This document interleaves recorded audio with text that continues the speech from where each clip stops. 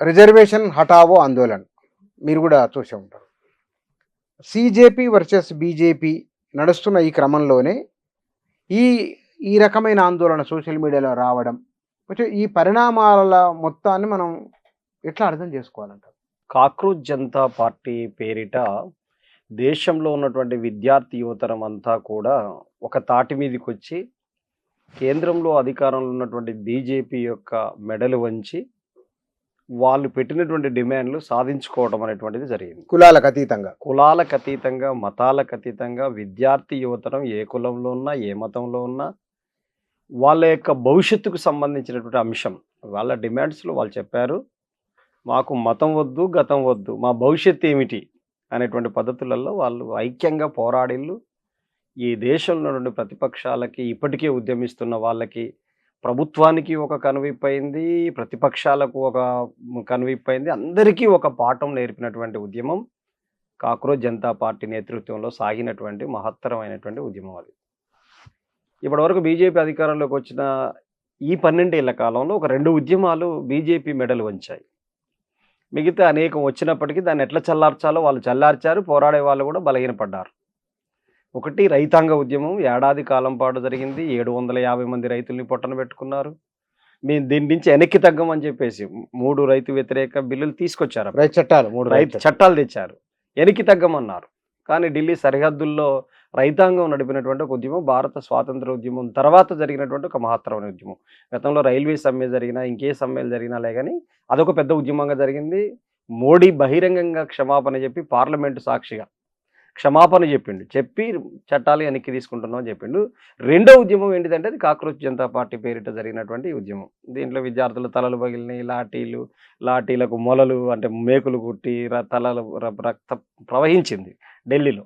ఇది పెద్ద ఉద్యమం జరిగినప్పటికీ ఆ ఒక్క రిజల్ట్ కూడా వచ్చింది.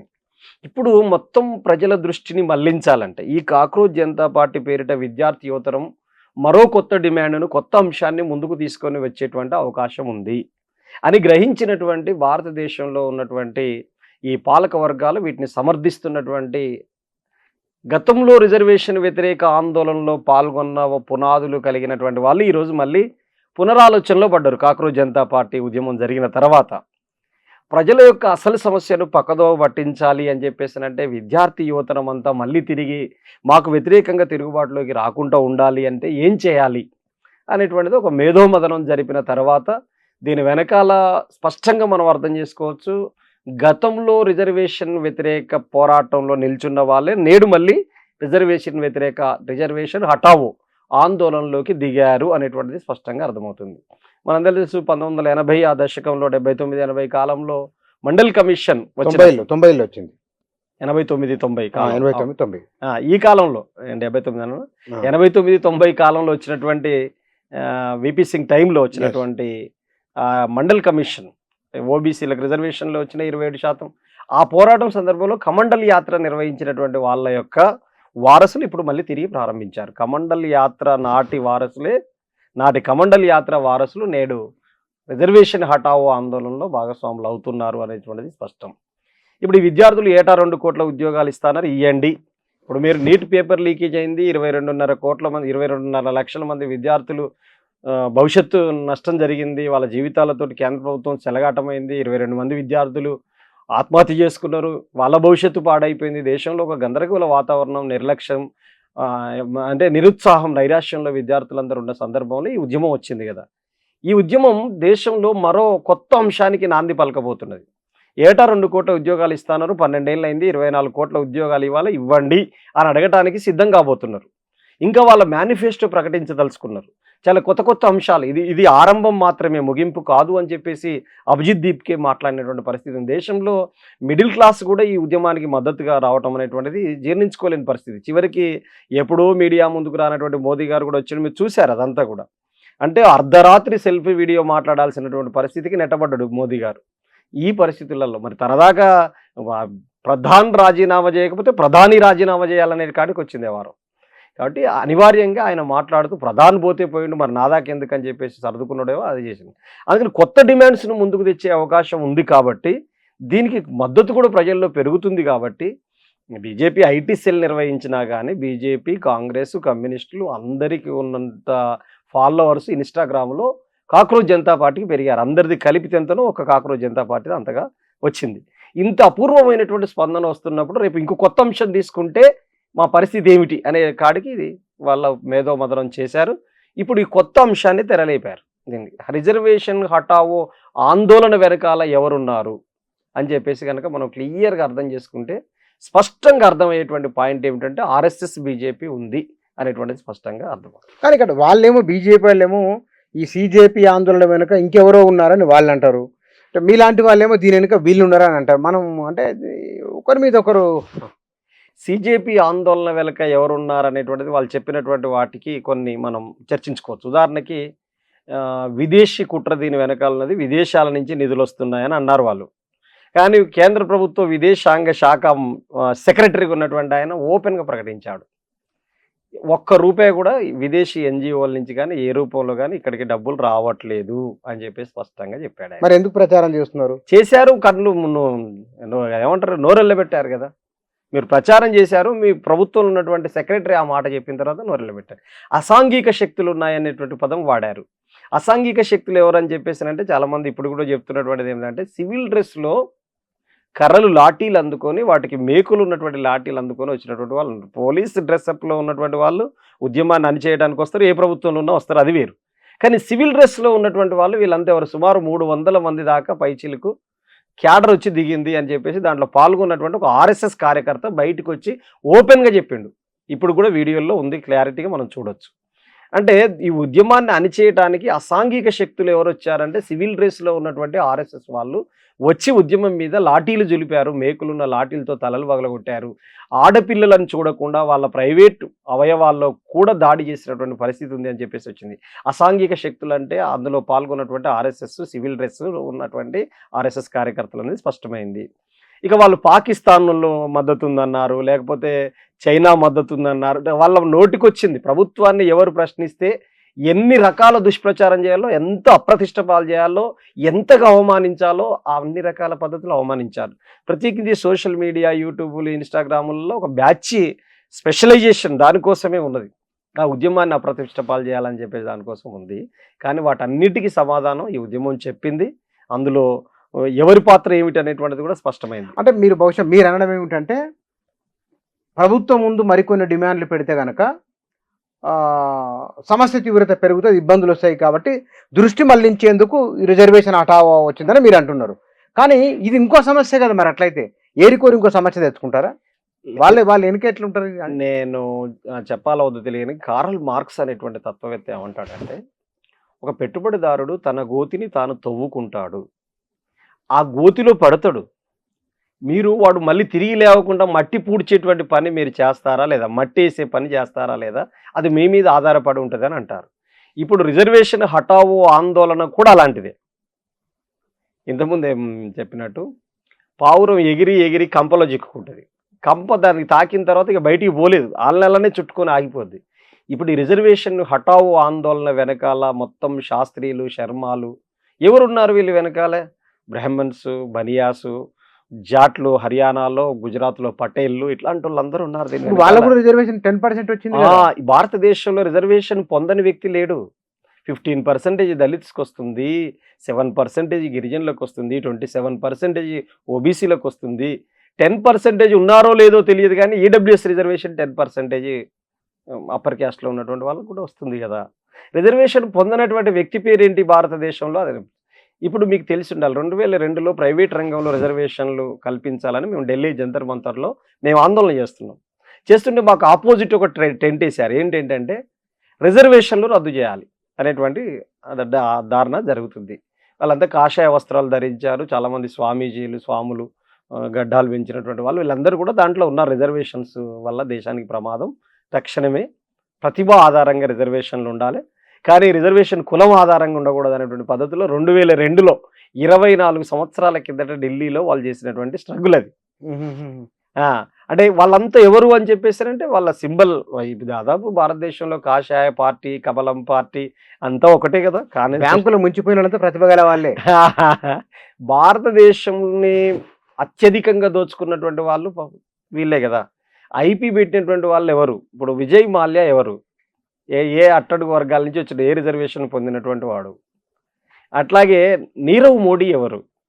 అంటే బ్యాంకులు లూటి 12,000 కోట్ల రూపాయలు పంజాబ్ నేషనల్ బ్యాంకును లూటి చేసినటువంటి వాడు నీరవ్ మోడీ. విజయ్ మాల్యా బీజేపీకి రాజ్యసభ సభ్యుడు. ఆయన ఐపీ పెట్టి పరారైనటువంటి వ్యక్తి.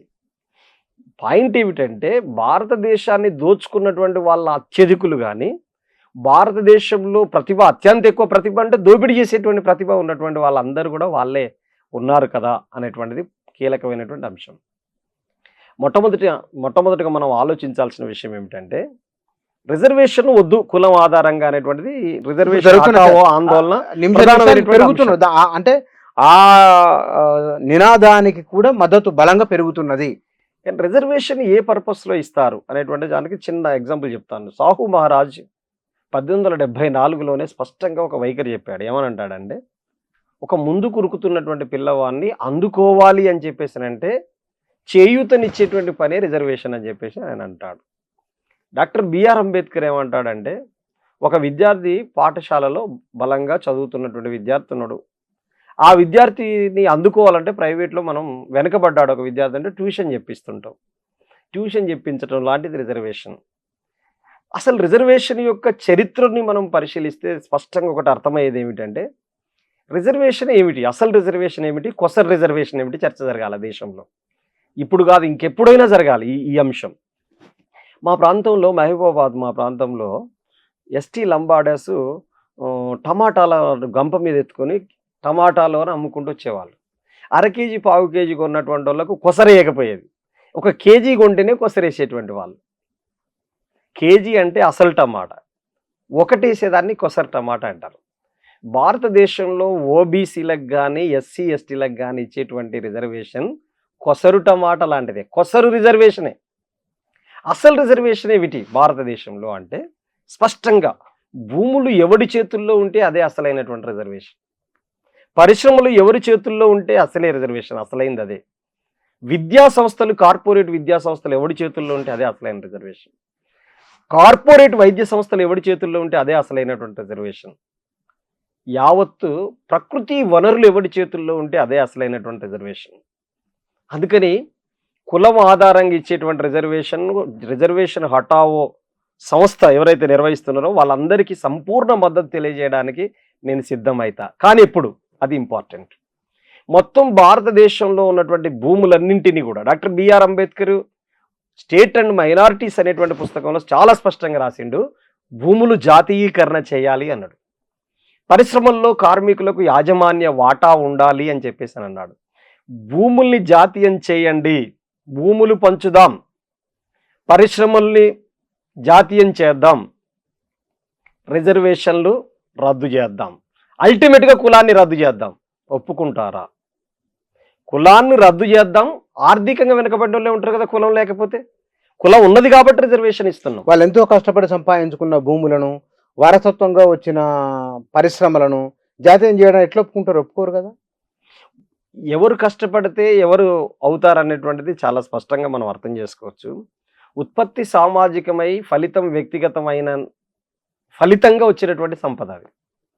సామాజిక ఉత్పత్తి సృష్టించినటువంటి సంపద వ్యక్తి లాభం పక్కన అదనపు ఆదాయం వచ్చి చేరింది తప్ప సంపాదించబడ్డ భూమి కాదు. సంపాదించబడ్డటువంటి భూమిగా ఉండదు. వారసత్వం ఎక్కడి నుంచి వస్తుంది? ఉదాహరణకి మేము బ్రాహ్మణ్స్ అనుకోండి, మా ముత్తాత అయ్యగారు అయితే మా తాత అయ్యగారు అవుతాడు, మా తాత అయ్యగారు అయితే మా నాన్న అవుతాడు, మా నాన్న అయ్యగారు అయితే నేను అవుతాను. నీవు దళితుడివో, నువ్వు ఓబీసీవో, నువ్వు శూద్రుడివి అయ్యావు అనుకోండి, మా ముత్తాత కాళ్ళు మీ ముత్తాత గడిగిండు, మా తాత కాళ్ళు మీ తాత గడిగిండు, మా అయ్య కాళ్ళు మీ అయ్య గడిగిండు. ఇప్పుడు నీ అయ్యగారు అయితే నా కాళ్ళు నువ్వు గడుగుతావు, మళ్ళీ నీ కొడుకు నా కొడుకు కాళ్ళు గడుగుతాడు, మళ్ళీ నా మనవని కాళ్ళు నీ. వారసత్వ సంపదకి ఏది పోగవుతుంది? ఇది చాలా ముఖ్యమైనటువంటిది. భూమి కూడా ఎవరు సంపాదించారు? ఎక్కడి నుంచి వచ్చింది భూమి? ప్రకృతి వనరు ఒకరి చేతుల్లోకి ఎక్కడి నుంచి వచ్చింది? ఎవరు కబ్జా చేశారు భూమిని? బేసికల్గా ఏమిటంటే, భూమి మీద ఇప్పుడు ఆర్టీసీ బస్సు పోతుంటే నువ్వు నేను ఉరుకుతాం, కట్చిపేస్తాం, ఎవరు ముందేస్తే అది. ముందు చదువుకున్నోడికి ముందు భూమి ఆక్యుపై చేసేటువంటి జ్ఞానం వచ్చింది. దోపిడీ చేయడానికి కావలసిన ఆయుధం దొరికింది ముందు చదువుకోవడం ద్వారా. శూద్రులు విద్యను అభ్యసించరాదని చెప్పింది ఎవడు? మనుస్మృతిలో 2వ అధ్యాయం 36వ శ్లోకం ఏం చెప్తున్నది? శూద్రులు విద్యను అభ్యసించరాదు, చదివితే నాలుక కొయ్యాలి, వింటే చెవుల్లో సీసం పోయాలని చెప్పి వేల సంవత్సరాలుగా చదువు నిరాకరించావు కదా. చదువుకునే అవకాశం బ్రాహ్మణులకే ఇచ్చారు. ఎందుకంటే భారతదేశంలో 200 మంది శతకోటీశ్వరులు ఉంటే ఆ 200 శతకోటీశ్వరులు ఒక్క శూద్రుడు లేడు, ఒక్కడంటే ఒక్కడు లేడు. ఎందుకు లేరు? పెరియార్ దగ్గరికి వెళ్ళొచ్చు మనం. పెరియార్ ఏం చెప్తాడు? ఈ దేశంలో విశ్వాసాలు, ఆధ్యాత్మిక భావాల వల్ల లాభపడే వాళ్ళు ఎవరు అని అంటాడు. ఇద్దరు అంటాడు. ఒకడు పూజారి, రెండోది వ్యాపారి అంటాడు. కాబట్టి భారతదేశంలో బాపన్క బనియాల చేతుల్లోనే సంపద పోగుపడ్డది. మీరు భారతదేశంలో కోటీశ్వరులు Tata, Birla, Mafatlal, Goenka, Ambani, Kirloskar, hero Honda, Reliance, Walmart, ఇప్పుడు లెక్కలోకి రా మొత్తం అందరు. వీళ్ళందరూ ఎవరై ఉన్నారు లెక్క తీయండి. ఎందుకు వాళ్ళ చేతుల్లో సంపద పోగుపడి? ఏ రిజర్వేషన్ వాళ్ళ చేతుల్లో లేదుగా, సంపద ఎందుకు పోగుపడ్డది? రిజర్వేషన్లు వాళ్ళకి ఇవ్వడం ద్వారా మేము వెనకబడిపోతున్నాం. కాబట్టి రిజర్వేషన్లో ఆర్థికంగా వెనకబడ్డోళ్ళు, బాగా ఇబ్బంది పడుతున్న వాళ్ళం అని చెప్పేసి చెప్తున్నటువంటి వాళ్ళు వీళ్ళందరికీ ఏ రిజర్వేషన్ లేదని అంటున్నారు కదా, వాళ్ళందరి చేతుల్లోకి సంపద ఎందుకు పోగుపడ్డది? ఇది కీలకమైనటువంటిది. ఇక్కడ మీరు అనేది ఒకరొక పరిశ్రమ పెట్టడం వల్ల వాళ్ళ తెలివితేటలు, వారికి ఉన్న చాకచక్యము, సమయానుకూలంగా నిర్ణయం తీసుకోవడం, చాలా చాలా అంశాలు కలిసి వస్తాయి కదా. ఒకటి మానవ శ్రమ ఉండవచ్చునేమో, కానీ మిగతా విషయాలు ఉంటాయి కదా. క్యాపిటల్ ఇన్వెస్ట్మెంట్ కావాలి కదా. మరి అవన్నీ వారు వ్యక్తిగతం వారు సంపాదించుకున్న దాంట్లోకి పెట్టినాయి కదా. వాటిని మీరు జాతీయం చేయమంటే ఎట్లా? ఒక పరిశ్రమ నెలకొల్పబడితే ఏమేమి అవసరాలు అయితే ప్రభుత్వం ఏం చేస్తుంది? బ్యాంకులు రుణాలు ఇస్తాయి, ప్రభుత్వము భూమి లీజుకి ఇస్తుంది. చాలా చాలా ₹1, ఒక సెంటుకు ₹1 చొప్పున కూడా ఇస్తుంది. మీరు ఎక్కడ పరిశ్రమ పెట్టినా ప్రభుత్వం ఏ రకమైనటువంటి చేయూతనిస్తుందో చూడండి. ప్రభుత్వం అంటే ఎవరంటే ప్రజలందరి ఆస్తి. ప్రభుత్వం అనేటువంటిది వ్యక్తిగత ఆస్తి కాదు. కరెంట్ ఇస్తుంది, నీళ్ళు ఇస్తుంది, రోడ్డు ఇస్తుంది, అన్ని ప్రభుత్వం చేత ఇస్తారు ఒక పరిశ్రమ కోసం. కానీ ఆ పరిశ్రమలో వ్యక్తి యజమానిగా ఉంటాడు. ఆ వ్యక్తి యజమాని నేను పెట్టుబడి పెడుతున్నాను కాబట్టి అదనపు పెట్టుబడి బ్యాంకు కూడా ఇస్తుంది. బ్యాంకులు ఎవరివి? బ్యాంకుల్లో ఎవరు డబ్బులు ఉంటాయి? మిడిల్ క్లాస్ డబ్బులు ఉంటాయి, అందరి డబ్బులు ఉంటాయి కదా. దాంట్లోకి వెళ్ళి కదా నీకు తీసిచ్చేది. అందుకని ఒక బ్యాంకు డబ్బులు ఇస్తుందంటే ప్రజలందరి ఆస్తి ఒక వ్యక్తికి ఇస్తుంది అనేది అర్థం చేసుకోవాలి. ఒక ప్రభుత్వ భూమిని వాళ్ళకి ఇస్తున్నావు అని చెప్పేసి అంటే ప్రజలందరి ఆస్తిని ఒక వ్యక్తికి ఇస్తున్నావు అని చెప్పేసి అనుకోవాలి. అందుకని ఒక పరిశ్రమ అనేటువంటిది పెడుతున్నావు అంటే ప్రభుత్వం ఇచ్చేటువంటి సబ్సిడీలు, రాయితీలు, అవకాశాలు, సౌకర్యాలు ఇవన్నీ ప్రజల యొక్క రక్తమాంసాలు నుంచి వచ్చినటువంటివి తప్ప వ్యక్తిగత ఆస్తిగా పరిశ్రమను చూడటానికి లేదు అనేటువంటిది స్పష్టంగా అర్థం చేయాలి. కానీ ఇక్కడ మీరు గమనించండి, భారతదేశంలో ఇవాళ అందరికీ రిజర్వేషన్లు వచ్చినాయి. అందరికీ రిజర్వేషన్లు తీసుకుంటున్న ఈ సందర్భంలో అభిజిత్ దీప్కే ఆందోళనకు కులాలకు అతీతంగా పిల్లలు వచ్చిండ్రు. అక్కడ వచ్చిన వాళ్ళు కుల సమస్య మాట్లాడలేదు కదా. అంటే కొత్త తరానికి మళ్ళీ కులాన్ని ఎందుకు తీసుకొని రావడం చర్చలోకి అంటే ఏమిటి అనేది? దేశంలో వ్యవసాయ రంగం మీద 64% మంది ఆధారపడి జీవిస్తున్నారు. ఇప్పటికి కూడా చాలా పెద్ద పరిశ్రమ వ్యవసాయమే భారతదేశంలో ఇప్పటికీ కూడా. ఆ తర్వాత పారిశ్రామిక రంగం మీద కూడా 28 నుంచి 30% మంది ప్రజలు జీవిస్తున్నారు అర్బన్ ప్రాంతాల్లో. పల్లెల్లోనూ వ్యవసాయం మీద, పట్టణాల్లోనూ పెరిగింది. సేవా రంగం కూడా పెరిగినటువంటి పరిస్థితి వచ్చింది. ఈ పరిస్థితులలో మనం ఒక విషయానికి స్పష్టంగా అర్థం చేసుకోవచ్చు. కులం అనేటువంటిది బలహీనపడాలనేటువంటిది ఉంటుందా, బలపడాలనేటువంటి అంశం ఉంటుందా? భారతదేశం ముందుకు సాగాలంటే కులం బలహీనపడితేనే మంచిది, దేశం ముందుకు పోతుంది. కానీ ఇట్లాంటి ఆందోళనలు కానీ ఇట్లాంటి చర్చలు కానీ ఎటువైపు దారితీస్తాయంటే కులపరమైనటువంటి వైషమ్యాల్ని, మతపరమైనటువంటి వైషమ్యాల్ని ముందుకు తీసుకొచ్చి దేశంలో నేను ఇంతకుముందు చెప్పినట్టు 64% మంది ఆధారపడి జీవించే వ్యవసాయ రంగం మీద దేశంలో చర్చ జరగకూడదు. పరిశ్రమల మీద ఆధారపడేటువంటి 30% మంది మీద చర్చ జరగదు. సేవా రంగం మీద ఆధారపడేటువంటి వాళ్ళ గురించి, వాళ్ళ కనీస వేతనాలు ఏంటి, వాళ్ళ సౌకర్యాలు ఏంటి, రైతుల గిట్టుబాటు ధరలు ఏంటి, కార్మికుల చట్టాలు ఏమిటి, ఇవన్నీ ఏమి దేశంలో చర్చ జరగవు.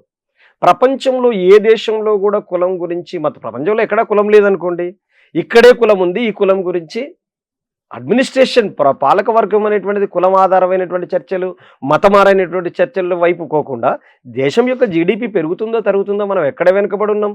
సోమాలియా కంటే ఆకలి చావుల్లో అష్టదరిద్రంలో వెనుకబడి ఉన్నటువంటి దేశంగా మిగిలిపోతున్నాం మనం. మన దేశం ఎన్నో నెంబర్లోకి పోతుంది చూడాలి కదా. మన దేశం ఒక కొత్త ఆవిష్కరణ వైపు ఎందుకు ప్రయాణం చేయట్లేదో చూడాలి కదా. మన దేశం నుంచి అనేక మంది విదేశాలకు పోయి ఎందుకు చదువుకుంటున్నారు? అలాంటి చదువులు నేను ఎందుకు పెట్టలేకపోతున్నాను ఇక్కడ? అలాంటి వైద్యం నేను ఎందుకు అందించలేకపోతున్నాను? మెరుగైనటువంటి వైద్యం పేదలందరికీ ఎలా ఇవ్వాలనేటువంటి చూడాలి కదా. ఇప్పుడు అంబేద్కర్ ఉన్నాడు, ఆయన చెప్పాడు విద్యా వైద్యం అనేది ఎట్టి పరిస్థితులలో ప్రైవేట్ సెక్టార్, కార్పొరేట్ సెక్టార్లో ఉండకూడదు. వెల్ఫేర్లోనే ఉండాలనేది కూడా అంబేద్కర్ చెప్పింది కాన్స్టిట్యూషనల్ బేస్డ్ మీద. మరి అలాంటప్పుడు విద్యా వైద్యం కార్పొరేట్ల చేతుల్లో పెట్టి పేదవాళ్లకు వైద్యం అందించకుండా చేసి ఇట్లాంటి విద్య వైద్యం ఉపాధి ఎంప్లాయ్మెంట్ కానీ అట్లాగే ఎడ్యుకేషన్ కానీ భూమి కానీ కార్మికుడు కానీ రైతు కానీ ఇట్లాంటి చర్చలు ఏమి జరగవా ఈ దేశంలో? ఏమి జరగాలి ఈ దేశంలో? రిజర్వేషన్ ఉంచాలా తుంచాలా? హిందూ మతమా ముస్లిం మతమా ఏమిటిదంతా? ఇటువైపు దీనివల్ల ఏం జరుగుతుందంటే దేశంలో ప్రజల యొక్క అసలు ఎజెండాను పక్కదోవ పట్టించి కొసరు ఎజెండా చుట్టూ తిప్పేటువంటి ప్రయత్నం చేస్తుంటారు. తర్వాత వీళ్ళు చాలా సందర్భాల్లో మీరు కూడా అన్నారు ఇంతకుముందు ప్రతిభ గురించి మాట్లాడుతున్నారు. మేము చదువుకొని ప్రతిభ వస్తుంది అని చెప్పేసి మాకు ప్రతిభ ఉంటుంది అని చెప్పారు. నేను మా గురువు ఉండేది శాస్త్రి సార్ అని ఉండేది. ఆయన మేమిద్దరం కలిసి మంచిగా టీ తాగేటోళ్ళం, కలిసి ఉండేటోళ్ళం. నన్ను స్టూడెంట్ లాగా చూడకపోతే ఆయన బ్రాహ్మణ్ శాస్త్రి సార్, పేరే శాస్త్రి సార్. అరే స్కైలాబ్ విగ్రహ అని పిలిచేది.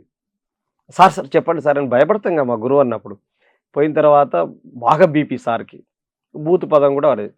ఆ మాదిగం ఉండకూడకనికి 35 మార్కులు వచ్చిన సీట్ వచ్చింది ఎంబీబీఎస్లో.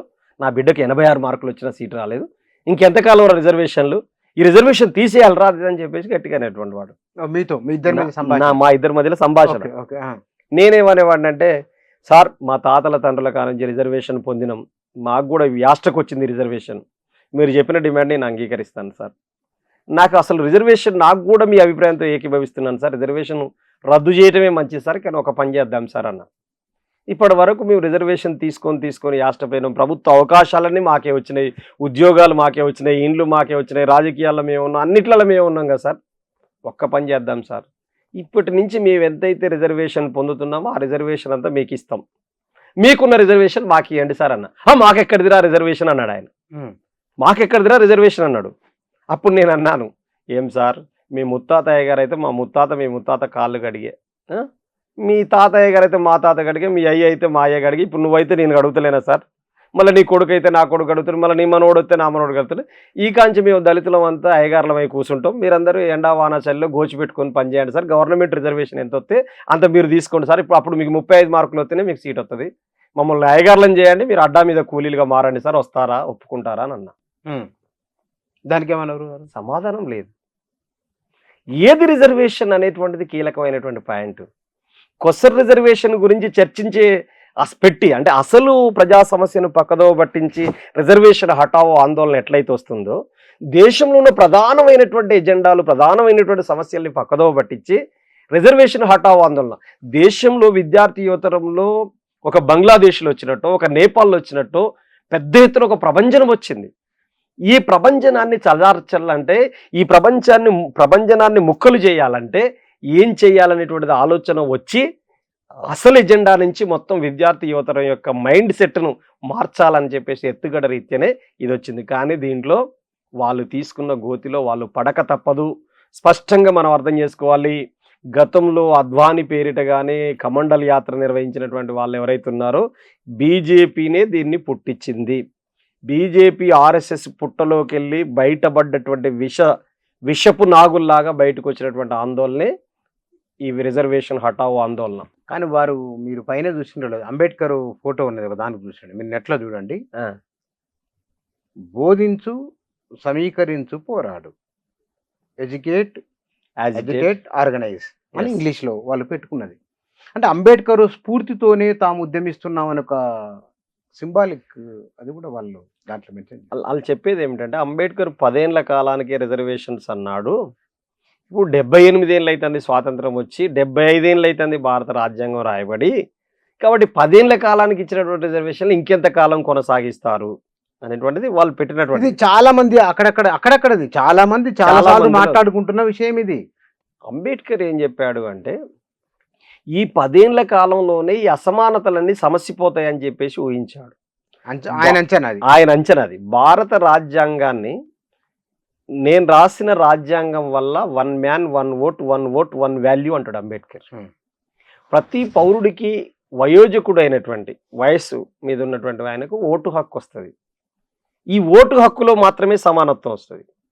కానీ ఆర్థిక, రాజకీయ, సామాజిక సమానత్వం రావాలి అని చెప్పేసానంటే 10 ఏళ్ల కాలంలో స్వేచ్ఛాయుతమని, ఇప్పుడు కలుషితమైన రాజకీయాలు అప్పుడు లేవు కదా. కాంగ్రెస్ అయినా కమ్యూనిస్ట్ అయినా దేశంలో నైతిక ఒక విలువల విలువల కోసం ప్రధానంగా నైతిక విలువ ప్రధానంగా నైతిక విలువలు, దేశం యొక్క ప్రాపర్టీని ప్రజలకు ఎట్లా చెందాలి అనేది ఉన్నది. అనేది ఉండేది అప్పుడు. రీసెంట్ గా 90ల వరకు నేను ఒక చిన్న మిమ్మల్ని డిస్టర్బ్ చేస్తున్నాను. నేను ఒక ఓటుతో ప్రభుత్వం పడిపోయిన మన వాజ్పేయి ఒప్పుకున్నారు. అవును, ఆయన మళ్ళీ ఎంపీలను కొనాలనుకోలే, కొనాలనుకోలే. చేర్చుకోవాలి కూడా అనుకోలే. ఆయన వాజ్పేయి ప్రభుత్వం పడిపోని అని అన్నాడు. అంతే నైతికత కట్టుబడి ఉన్నాడు. నైతికత కట్టుబడి ఉన్నాడు. వాజ్పేయి. వాజ్పేయి బీజేపీలోనే ప్రధానమంత్రి అయినటువంటి వ్యక్తి, 13 రోజుల ప్రధానమంత్రి అయ్యిండు, 13 నెలల ప్రధానమంత్రి అయినటువంటి వ్యక్తి. కొన్ని విలువలు, మొరాలిటీస్, దేశం యొక్క రాజ్యాంగ స్ఫూర్తి, దేశ సమైక్యత, దేశంలో ఉన్న విభిన్న వైవిధ్యాల యొక్క అంశాలు లోతుగా అధ్యయనం చేసినటువంటి వ్యక్తి వాజ్పేయి. కానీ ఇప్పుడు ఏంటంటే ఏ రాష్ట్రంలో ఏ ప్రభుత్వాన్ని కూల్చాలి, ఏ రాష్ట్రంలో ముక్కలు చేయాలి, ఎంతమంది ఎంపీలని ఎన్ని వేల కోట్లు పెట్టి కొనాలి అనేటువంటి దురదృష్టి ఇప్పుడు వచ్చింది. అప్పుడు విలువలు, నైతిక విలువలు, అప్పుడు ప్రభుత్వ సంపదను ప్రజలకు ఎట్ట చేర్చాలనేటువంటి ఆలోచన, ఇప్పుడు ప్రజల సంపదను ఎలా కొల్లగొట్టాలనేటువంటి ఆలోచన.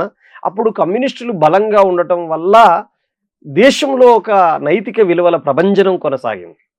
సుందరయ్య లాంటి వాళ్ళు, చంద్ర పుల్లారెడ్డి, చంద్ర రాజేశ్వరరావు లాంటి వాళ్ళు, చాలామంది గొప్ప త్యాగదలు. రాజకీయాలంటే ప్రజలకు సేవ చేయటం, ఉన్న ఆస్తులు ప్రజలకు పంచిపెట్టేటువంటి పని అప్పుడు జరిగింది.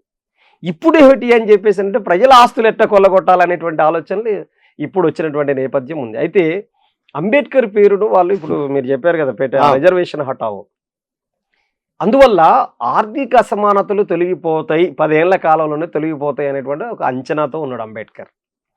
10 ఏళ్ళు కాదు కదా, ఇప్పుడు ఎన్నేళ్ళైనా ఇప్పుడు ఆర్థిక అసమానతలు ఏమిటి, ఇప్పుడు ఏమిటి, ఆయన అంచనాకి ఇప్పటికి మధ్యలో ఉన్నటువంటి డిఫరెన్స్ ఏంది, అంత స్పష్టంగా ఈ పాలకులు అమలు చేస్తారని చెప్పి ఊహించిండు ఆయన. ఆయన ఊహ దాని అర్థం ఏమిటి, అసమానతలు పోవాలి, కుల వివక్ష, అంటరానితనం పోవాలి, ఆర్థిక అంతరాలు పోవాలి, సామాజిక అంతరాలు పోవాలి, రాజకీయాల్లో చట్టసభల్లో జోక్యం చేసుకొని చట్టసభల్లో తమ వైఖరి వాణి బాణి వినిపించే అవకాశం రావడం కోసం రిజర్వేషన్లు ఉండాలన్నారు. మీరు గుర్తుపెట్టుకో, రిజర్వేషన్ కావాలా 70% పీపుల్ ఉంది. మొత్తం ఉద్యోగులు అంత కలపండి, రిజర్వేషన్ పొందిన వాళ్ళ సంఖ్య లెక్క తీయండి, 30% కూడా ఉంటారు. 70% మంది రైతులు, వ్యవసాయ కూలీలు, కార్మికులు, వాళ్ళందరికీ ఏ రిజర్వేషన్ ఉంటుంది? మొత్తం వ్యవసాయ కూలీల్లో 100కి ఎంతమంది శాతం ఉంటారు? ఇంట్లో ఒక 4 ఉంటే ఒకరు చదువుకుని ఉంటారు దళితుల్లో. వాళ్ళు 15% మంది, వాళ్ళ ఎంతమంది, దేశంలో 22 కోట్ల మంది ఉన్నారు దళితులు. దళితుల యొక్క పర్సంటేజ్ రీత్యా చూస్తే మీరు లెక్కలు తీయండి, 15%. ఇంకా 5-6% మంది ప్రజలకు ఏమీ ఉండదు. ఈ 15%లో కూడా ఎవరు పొందుతారు? ఒక ఇంట్లో ఉంటే 4 ఉంటే 3కి అందనట్టే కదా, ఒక్కరికి అందినట్టే కదా, ఆ 3 తరపున ఒకరికి వచ్చినట్టు. అట్లనే ఈడబ్ల్యూఎస్ రిజర్వేషన్ అట్లా ఉండదు. 10 మంది ఉంటే 10% రిజర్వేషన్ వచ్చింది. మొత్తం జనాభాకు తగినంతగా వాళ్ళకు ఉన్నటువంటి పరిస్థితి ఉంది. అందుకని ఇవాళ అసమానతలు తొలగిపోవటానికి కులం ఉంది కాబట్టి, అందుకని కులాన్ని రద్దు చేయండి. హిందూ ధర్మం అంతా ఒకే ధర్మంగా ఉండాలి అంటే, హిందువులందరూ బంధువులుగా ఉండాలంటే, ఆర్ఎస్ఎస్కు బీజేపీకి తెలియజేసేది ఏమిటంటే, మన మతం అని ఇప్పుడు ఉదాహరణకి మన దేశంలో హిందూ మతం పుట్టింది, బౌద్ధం పుట్టింది. బౌద్ధం ఇతర దేశాలకి, టిబెట్కు పోయింది, చైనాకు పోయింది, నేపాల్కు పోయింది, జాపాన్కు పోయింది, అనేక పోయింది కదా, అనేక దేశాలకి. ఇండియాలో మాత్రం లేదు. ఇండియాలో మాత్రం దాన్ని మింగేసింది ఇది. కానీ ఇది బయటికి పోలేకపోతుంది. ఎందుకు పోలేకపోతుంది? ఇంకా ఎవరిని ఉన్న వాళ్ళని పోగొట్టుకుంటుంది. మత మార్పిడి చేసిన బిడ్డ నేను చంపేస్తా అని చెప్పేసి భయపెట్టిస్తుంది తప్ప పక్క మతంలో నుండి పట్టుకొచ్చే పని చేయట్లేదు. ఈ అసలు దీంట్లో క్లారిటీ ఉంటే, దీంట్లో అసమానతలు లేకుంటుంటే, దీంట్లో ఏది లేకుంటుండే, ఇండియాలో ముస్లింలు కానీ ఇండియాలో క్రైస్తవులే ఉండేటువంటి వాళ్ళు కాదు. నువ్వు కరెక్ట్ ఉంటే, నువ్వు మనిషిని, సాటి మనిషిని మనిషిగా చూడగలిగేటువంటి వైఖరి దీంట్లో ఉంటే ఆ ప్రాబ్లమే ఉండేది కాదు. కీలకమైన అంశం ఏంటంటే, అంబేద్కర్ వాళ్ళు ఫోటో పెట్టుకోవడానికి అవకాశం, అర్హత లేదు. మీరు సాహు మహారాజుని తీసుకోండి, జ్యోతిబా పూలే అయితే హంటర్ కమిషన్ ముందు రిజర్వేషన్స్ ప్రాసెస్ గురించి మాట్లాడుతూ ఏం చెప్పింది తెలుసా? భారతీయ సమాజం అనేటువంటిది ఒక పెక్యులర్ సొసైటీ. ఒక రకంగా చెప్పాలంటే ఇలాంటి సొసైటీ నీకు ఎక్కడ కనిపించదు. వాళ్ళ ముందు చెప్తాడు ఆయన. అసలు ఆ రోజుల్లో ఆయన ఎట్లా చేయగలిగిండు ఆయన? ఆ రోజు అధ్యయనం చేసి చెప్పినటువంటి మాట, ఇది ఒక పెక్యులర్ సొసైటీ అని. అందుకని చదువు నిరాకరించబడ్డది, వాళ్ళే చదువు చెప్పారు కాబట్టి, వాళ్ళ కుటుంబం సావిత్రిబాయి పూలేని పెట్టి చదువు నేర్పించారు కాబట్టి ఇది పెక్యులర్ సొసైటీ. దీంట్లో ప్రత్యేకమైనటువంటి అవకాశాలు పొందినటువంటి వాళ్ళు, ప్రత్యేకంగా వెనకబడినటువంటి వాళ్ళు, అనేక రకాలుగా ఇబ్బంది పడుతున్నటువంటి వాళ్ళను ముందుకు నడిపించేటువంటి బాధ్యత పాలక వర్గంలో ఎవరుంటే వాళ్ళు చేయాల్సి ఉంటుంది. ఇప్పుడు బ్రిటిషర్స్ ఉండాలే కానీ మీ అందరి ముందు నేను పెడుతున్నాను, ఈ దేశంలో భిన్నత్వంలో ఏకత్వం కలిగి ఉన్నటువంటి దేశంగా ఉన్నది. ఈ దేశంలో అనేక రకాల అసమానతలు కొనసాగుతున్నాయి. కాబట్టి ఈ అసమానతల్ని పారద్రోలాలంటే వాళ్ళకి అవకాశాలు కల్పించాలి అని చెప్పేసి హంటర్ కమిషన్ ముందు ఆయన ఒక లెటర్ ఇస్తాడు. అప్పటిదాకా బ్రిటిష్ వాళ్ళు ఈయన రాసినటువంటి ఉత్తరం అవాక్కైపోతారు. ఇలా ఉంటుందా, చదువుకు నోచుకొని వాళ్ళు ఉన్నారు ఆ దేశంలో. ఎందుకంటే ప్రపంచంలో ఎక్కడ లేదు, అందరూ చదువుకునే అవకాశాలు ఉన్నాయి, అందరికీ ఉంది అవకాశాలు. చదువుకు నోచుకొని వాళ్ళు ఉన్నారా, ఊరికి బయట ఉన్న వాళ్ళు ఉన్నారా, వితంతు అయితే పెళ్లి చేసుకోకూడదని చెప్పి చట్టం ఉందా, వితంతు పునర్వివాహాలు సముద్రయానం కూడా చేయలేదే కదా, అసలు బయటికి వెళ్ళలేదు. మహిళ అంటే నీకు సామెతలు ఇప్పుడు ఊర్లలో ఉన్న సామెత చెప్తా నేను. మహిళల పట్ల ప్రపంచవ్యాప్తంగా డిస్క్రిమినేషన్ ఉన్నది. ప్రపంచంలో అన్ని మతం ఏదైనా మహిళను అణిచివేసింది. Not only Hindu, not only Christian, not only Muslim, ఏ మతమైనా మహిళను అణిచేసింది. మహిళ అంటే మనిషి కాదని చెప్పి చూసింది. అది వేరు. సామెతలు ఉంటాయి కదా. మహిళ గురించి ఆయన పూలే చాలా స్పష్టంగా చెప్పిన మాట ఏమిటంటే, ఈ సామెతలోకి వస్తే సామెత ఏమని ఉంటుందంటే, ఇగో ఆడది తిరిగితే చెడిపోతుంది, మగోడు తిరక్కపోతే చెడిపోతాడు. అదో తలతిక్కమైన అంశం. తర్వాత రెండో మాట ఏమిటి, పిల్లగాడు ఇంట్లోకెళ్ళి బయటికి వెళ్ళకపోతే, ఆడపిల్ల గీడి దాకా పోయేస్తానా అంటే ఏమంటాడు, ఆడపిల్ల అడిగిపోతావు రోడ్ల మీదకి, వదిలే తమ్మునిచ్చి పంపితపట్ట అని చెప్పి అని అంటారు. మగపిల్లగాడు ఇంట్లోకెళ్ళి బయటికి పోతే, ఏందిరా ఊరికే ఇంట్లో ఆడిది కూర్చున్నట్టే కూర్చున్నావు అని అంటాడు. అంటే మొగోడు తిరగాలి, ఆడిది తిరిగితే చెడిపోతుందట, మొగోడు తిరక్కపోతే చెడిపోతాడు అని చెప్పేటువంటి సామెతలు ఎక్కడి నుంచి వచ్చినాయి? హరికథలు, తోలు బొమ్మలాట్లు ఇవన్నీ ఆడిన ఫలితంగా వచ్చినటువంటివి కాదా? అందుకని ప్రపంచంలో ఎక్కడైనా లేకని ఈ అసమానతలు కొనసాగుతున్నాయి. అసమానతలు పోవడానికి ప్రపంచంలో కూడా రిజర్వేషన్స్ ఉన్నాయి. అమెరికాలో బ్లాక్స్కి రిజర్వేషన్స్ మొదట పెట్టారు. మీరు కొన్ని ప్రాంతాల్లో ఇప్పుడు ఉదాహరణకి ట్రైబ్స్ ఉన్నారనుకోండి, ఏరియా వైడ్ 170 చట్టం ఎందుకు వచ్చింది? అది ప్రత్యేక రిజర్వేషన్ అన్నట్టా కాదా? వాళ్ళ భూములు వాళ్ళకి రక్షించబడాలంటే అదొక చట్టం, అదొక రిజర్వేషన్. ఒక చట్ట రూపం వచ్చిందంటే అదొక రిజర్వేషన్ ఇచ్చినట్టే కాదా? అవును. అందుకని ఒక్కొక్క ప్రాంతంలో రిజర్వేషన్ ఒక్కొక్క రూపంలో ఉంటుంది. రిజర్వేషన్స్ రద్దు చేయాలనేటువంటి ఆందోళన ఎవరికి ఉపయోగపడేటువంటి ఆందోళన అనేటువంటిది మనం రిజర్వేషన్ రద్దు చేయమనే ఆందోళనతో పాటుగా కులాన్ని రద్దు చేయండి అని దాని కౌంటర్ ఇంకొక ఆందోళన వచ్చింది. కులాన్ని రద్దు చేయడం, మరి ఆ తర్వాత మరి మిగతా వాళ్ళ పరిస్థితి రిజర్వేషన్ అందుకోలేని వెనుకబడిన వాళ్ళు, అదో కొత్త సమస్య కదా. మరి బీజేపీ ఎప్పుడు ఏ స్లోగన్ తీసుకున్నా తను తవ్వుకున్న గోతిలో తను పడుతుంది. బీజేపీ ఏమంటుందంటే, ఒకే దేశం ఉండాలి, ఒకే పన్ను ఉండాలి, ఒకే భాష ఉండాలి, ఒకే సంస్కృతి ఉండాలని ఉంటుంది కదా. ఎస్, ఒకే మతం ఉండాలనేది కూడా వాళ్ళు అసలు కీలకమైనటువంటి హిందుత్వ రాష్ట్ర అనే దాంట్లో ఒకే మతం ఉండాలి. ముస్లింలు, క్రైస్తవులు, ఈ దేశంలో భిన్న మతాలు 8 మతాలు ఉన్నాయి భారతదేశంలో. చిన్న చిన్నవి కొద్దిగా ఉన్నా కానీ 8 మతాలు ఉన్నాయి. 8 మతాల్లో అత్యంత పెద్ద మతం 80% ఆఫ్ పీపుల్ ఉన్నటువంటి మతం హిందూ మతం. కాబట్టి మిగతా వాళ్ళందరూ కూడా పోవాలండి. మతం ఒక్కటే ఉండాలని కోరిక ఉంది, భాష ఒక్కటే ఉండాలనే కోరిక ఉంది, పన్ను ఒక్కటే ఉండాలని కోరిక ఉంది, సంస్కృతి ఒక్కటే ఉండాలి, ఆచారం ఒక్కటే ఉండాలని కోరిక ఉన్నప్పుడు 6486 కులాలు ఎందుకు ఉండాలని కోరుకుంటున్నావు? ఈ మొత్తం కులాల్ని రద్దు చేసి ఒకటే కులం పెట్టండి. వాళ్ళు ఏమన్నారు, నీ కులం ఉంటే ఇంట్లోనే కులం, గడప దాడితే హిందువులు అంటున్నారు కదా. ఆ హిందూ మతంలో ఇన్ని రకాల అసమానతలు ఎందుకు? హిందువుల్లో అగ్రకుల హిందువులు నిమ్నకుల హిందువు మీద దాడి చేస్తున్నప్పుడు నువ్వు ఎందుకు స్పందించట్లేవు? గడప లోపల ఉండేది కదా. ఇప్పుడు బోనాలు ఎత్తుకొనియలేదు, దాడి చేశారు. పెద్దపల్లి జిల్లాలో కాలువ శ్రీరాంపూర్ మండలంలో జరిగినటువంటిది, తిమ్మాపూర్లో దాడి జరిగింది. ఎవరు క్రిస్టియన్లు, ముస్లింలు వచ్చి వివక్ష పాటించలేదు, అడ్డుకోలేదు, దాడి చేయలేదు. మహిళలు బోనం ఎత్తుకుంటే కూడా తన్ని పడేసి మీరు రావద్దు లోపలికి అని చెప్పేసి. నాగర్ కర్నూలు జిల్లాలో జమిస్తాన్పూర్ ఊర్లోనూ ఆ పక్కనే నాగర్ కర్నూలు పక్కనే దుర్గామాత పండుగ జరుగుతూ ఉంది. ఏమంటారు, దేవి నవరాత్రి ఉత్సవాలు జరుగుతాయంటే ఒక ఆయన దేవుడు ఊగుతున్నాడు, ముదిరాజు కులానికి సంబంధించిన. నువ్వు మాలోడివి, నువ్వు గుడిలోకి రావద్దు, దేవుడు ఇట చెప్పిండు అనుకుంటా ఊగుతూ ఉన్నటువంటి పరిస్థితి ఉంది. ఆ తర్వాత ఇప్పుడు కరీంనగర్ జిల్లాలో మొన్ననే జరిగినటువంటిది, గుడిలోకి రానియలేదు, కొట్టి చంపారు, కొట్టి ఎల్లగొట్టారు. మరి ఇదంతా ఎవరు చేస్తున్నారు చెప్పండి? దళితుల మీద ఇప్పుడు నువ్వు ఘటనలు జరుగుతుంటే 1,20,000 సంఘటనలు జరిగినాయి ఒక ఏడాదికి. ఎన్సీఆర్బీ రిపోర్ట్ 1,26,000 1,20,000 పైచిలకు. కొంచెం దీంట్లో వీళ్ళు ఎక్కడ ఉన్నారా? ముస్లింలు ఉన్నారా? బాధితులను పరామర్శించిన వీళ్ళు ఏమైనా వెళ్ళిందా? అసలు చేసే ఘటనలే ఎక్కడ బాధితుల పక్షాన కాకుండా నిందితుల తరఫున వస్తుంటారు వాళ్ళు. నేను చూడండి, అత్రాసులో ఓ దళిత అమ్మాయి మీద అత్యాచారం చేసి హత్య చేసి చంపేస్తే ఎవరి తరపున నిలబడ్డారు? గ్యాంగ్ రేప్ చేసిన 4గురిట్లో 2 బీజేపీ నాయకుల పిల్లలుంటే వాళ్ళు జైలుకు పోతే వాళ్ళు ఇడిపించుకొచ్చేటువంటి పని, వాళ్ళు బయటకు వచ్చిన తర్వాత వాళ్ళను పూలదండలు వేసి ఊరేగించే పని చేశారు. ఇంతెందుకు బయట రాష్ట్రాల గురించి చెప్పాను. మీకు చిన్న ఎగ్జాంపుల్ చెప్తాను. మిర్యాలగూడలో 2018లో పెరుమాన్ల ప్రణయ్ని హత్య చేయించాడు మారుతిరావు, ₹1 కోటి సుపారీ ఇచ్చి. విహెచ్పి, ఆర్ఎస్ఎస్, బజరంగ్ దళ్ 3 సంస్థలు మారుతిరావుకు మద్దతుగా నల్గొండ జిల్లా కలెక్టరేట్ దాకా ర్యాలీ పెట్టారు. 400-500 మందిని సమీకరించి. వైశ్యులు పెద్ద సంఖ్యలో వచ్చారు దానికి. వాళ్ళందరూ ర్యాలీ పెట్టారు. ఎందుకు ర్యాలీ పెట్టారని చెప్పేసి అంటే, వీళ్ళంతా అదనా దళితుడు వాడు మా కోమట్ల పిల్లని చేసుకోవాలని చెప్పేసి అనుకోవడం కాకుండా ఆ కుటుంబాన్ని అంతా నాశనం చేసిండు. మంచిగా బతుకుతున్నటువంటి కుటుంబాన్ని నాశనం చేసిండు ప్రణయ్. కాబట్టి వీళ్ళ కుటుంబాన్ని నాశనం చేసినటువంటి వాళ్ళ తండ్రి మీద అంటే బాలస్వామి మీద చర్యలు తీసుకోవాలని చెప్పి ర్యాలీ పెట్టారు. అంటే ₹1 కోటి సుఫారీ ఇచ్చి చంపిన హంతకుల తరపున ఆర్ఎస్ఎస్ నిలబడ్డది, విహెచ్పి నిలబడ్డది, బజరంగ్ దళ్ నిలబడ్డది. నేను ఇప్పుడు ఈ 1,20,000 బాధితులు ఎవరైతే ఉన్నారో అయినటువంటి వాళ్ళ తరఫున ఉండమని కూడా నేను వాళ్ళ వైఖరి అదైతే. కానీ నిందితుల తరపున ఉన్నారు, బాధితుల తరపున ఈ కేవీపీఎస్, సామాజిక సంఘాలు, అక్కడక్కడ కమ్యూనిస్టులు వాళ్ళు వీళ్ళు వస్తున్నారు. కానీ నిందితుల తరపున, హంతకుల తరపున RSS, BJP, VHP, Bajrang Dal నిలబడ్డటువంటి అనేకం ఉన్నాయి ఘటనలు. మీరు చూసుకోండి. ఉన్నావ్ కేసులో వాళ్ళు ఎక్కడున్నారు, బిల్కిస్ బానో కేసులో ఎక్కడున్నారు, హత్రాస్ కేసులో ఎక్కడున్నారు, మీరు చెప్పండి. ఎన్ని గ్యాంగ్ రేపులు జరిగినాయి చెప్పండి మీరు. అందుకని పాయింట్ ఏమిటంటే, ఈ 1,20,000 ఘటనలు చేస్తున్నటువంటి వాళ్ళు క్రిస్టియన్లు కాదు, ముస్లింలు కాదు. నా ఇంకా కీలకమైనటువంటి పాయింట్ ఏమిటంటే, పాకిస్తాన్ ఇండియాకు మధ్యలో బార్డర్లో సైనికులు ఒక ఏడాదిలో ఎంతమంది చనిపోతుండ్రో, ఎంతమంది మీద దాడి జరుగుతుందో లెక్కలు తీయండి. భారతదేశంలో పుట్టినటువంటి దళితుల మీద దాడులు ఎన్ని జరుగుతున్నాయో లెక్కలు చేయండి, హత్యలు ఎన్ని జరుగుతున్నాయో లెక్కలు చేయండి, గ్యాంగ్ రేపులు ఎన్ని జరుగుతున్నాయో లెక్కలు తీయండి. సిరప్ దళిత్స్ ఓన్లీ దళితుల మీద, ఓన్లీ దళితుల మీద నేను చెప్పేది. చెప్పండి.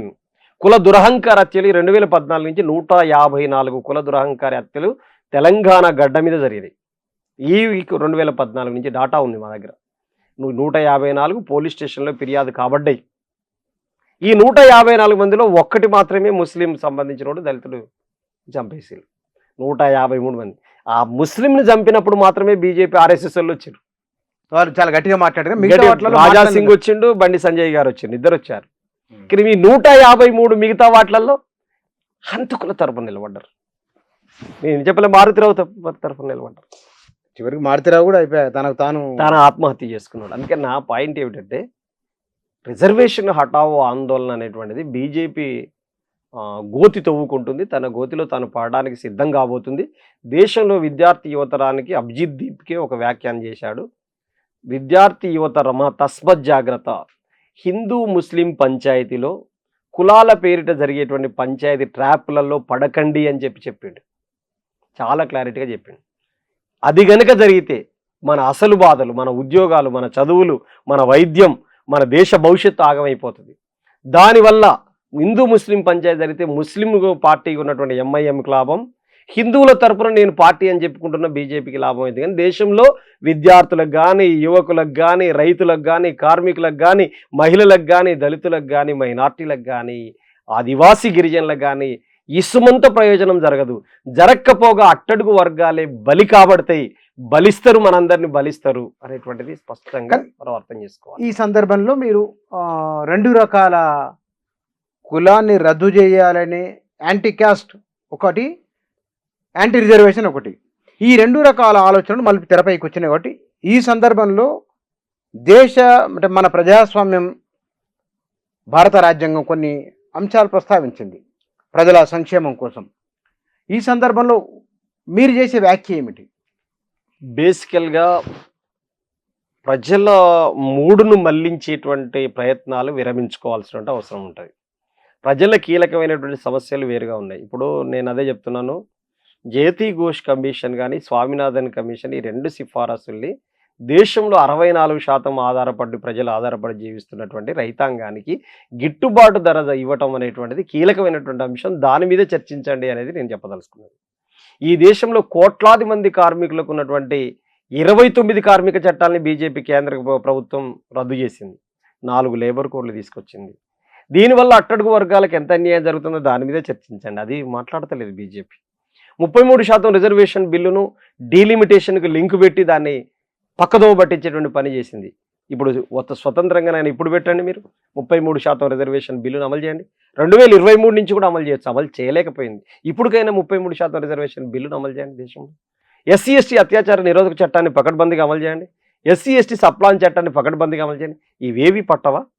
రిజర్వేషన్లు పొందుతున్న వాళ్ళు ఎక్కడ పొందుతున్నారు? నేను అదే చెప్పేది పాయింట్. థర్డ్ క్లాస్ ఉద్యోగులు, ఫోర్త్ క్లాస్ ఉద్యోగులు ఉన్నారు. గ్రామ పంచాయతీ కార్మికులు ఎవరున్నారు? 100% మంది దళితులే ఉన్నారు. మున్సిపల్ కార్మికులు ఎవరున్నారు? దళితులే ఉన్నారు. ఆ రిజర్వేషన్ తీసుకుంటారా? అది మురికి కాలువలు తీసుకెళ్ళి. మాన్యువల్ స్కావెంజర్స్ ఎవరున్నారు?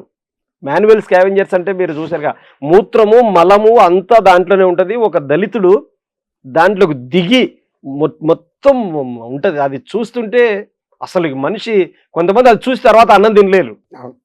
చనిపోయారు కూడా చాలా మంది. చాలా మంది చనిపోయారు దాంట్లో పోయి పడైన. బెజవాడ విల్సన్ దాని మీద పెద్ద మూవ్మెంట్ చేసింది దేశం అంతటా. అలాంటి పాత్ర ఎవరు నిర్వహిస్తున్నారు? అది కూడా ఉద్యోగమే కదా. ఏడ వస్తారు చెప్పండి? అటెండర్లు, స్వీపర్లు, వీటిలలో అట్టడుగు వర్గాలు ఉంటున్నాయి. మీరు ఎట్లా మూవ్మెంట్ నడుపుతారు? Supreme court reserve ఎవరికైంది? సుప్రీంకోర్టు న్యాయమూర్తి, ప్రధాన న్యాయమూర్తుల స్థానంలో ఎవరు వస్తున్నారు? చట్టసభ, రాష్ట్రపతి భవన్లో ఎంతమంది ఉన్నారు? హైకోర్టులో ఎంతమంది ఉన్నారు? కీలకమైనటువంటి అంశాల్లో ఎవరున్నారు? దేశం సంబంధించినటువంటి మౌలిక అంశాలు అంటే దేశం యొక్క కీలకమైనటువంటి వనరులలో ఎవరున్నారు? ఏ రిజర్వేషన్ లేదనుకుంటున్నారుగా.